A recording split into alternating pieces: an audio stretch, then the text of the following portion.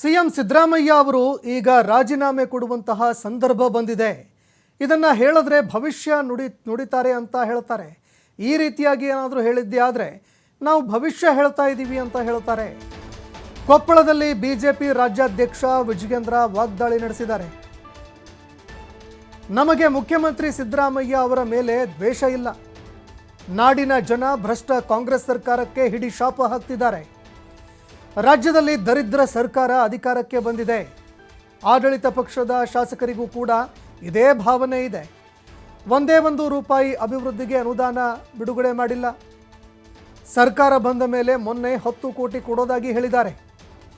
ಅದು ಬಿಡುಗಡೆಯಾಗಿ ನಮ್ಮ ಕ್ಷೇತ್ರಕ್ಕೆ ಬರೋದಕ್ಕೆ ಎಷ್ಟು ತಿಂಗಳುಗಳು ಬೇಕು ಗೊತ್ತಿಲ್ಲ.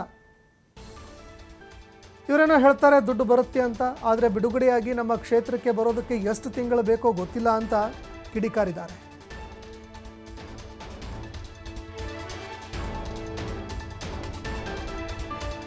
ಜನ ವಿರೋಧಿ, ರೈತ ವಿರೋಧಿ, ಬಡವರ ವಿರೋಧಿ ಸರ್ಕಾರ ಇವತ್ತೇನಿದೆ, ರಾಜ್ಯದ ಜನರ ಇವತ್ತು ಶಾಪಕ್ಕೆ ತುತ್ತಾಗಿದೆ.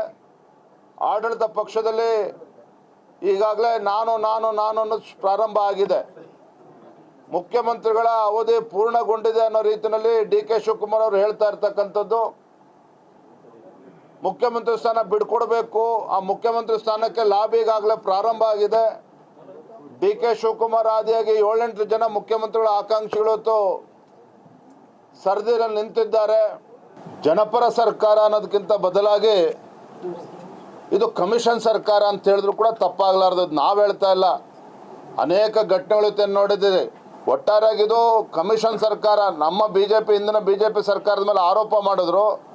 ಅದು ಈ ಸರ್ಕಾರ ಇವತ್ತು ಸಾಮಾನ್ಯ ಜನರೇ ಮಾತನಾಡ್ತಾ ಇದ್ದಾರೆ. ಅಭಿವೃದ್ಧಿ ಎಲ್ಲ ಇದು ಕಮಿಷನ್ ಸರ್ಕಾರ ಅಂತೇಳಿ ಜನ ಮಾತನಾಡ್ತಾ ಇದ್ದಾರೆ. ಜನ ವಿರೋಧಿ, ರೈತ ವಿರೋಧಿ, ಬಡವರ ವಿರೋಧಿ ಸರ್ಕಾರ ಇವತ್ತೇನಿದೆ, ರಾಜ್ಯದ ಜನರ ಇವತ್ತು ಶಾಪಕ್ಕೆ ತುತ್ತಾಗಿದೆ.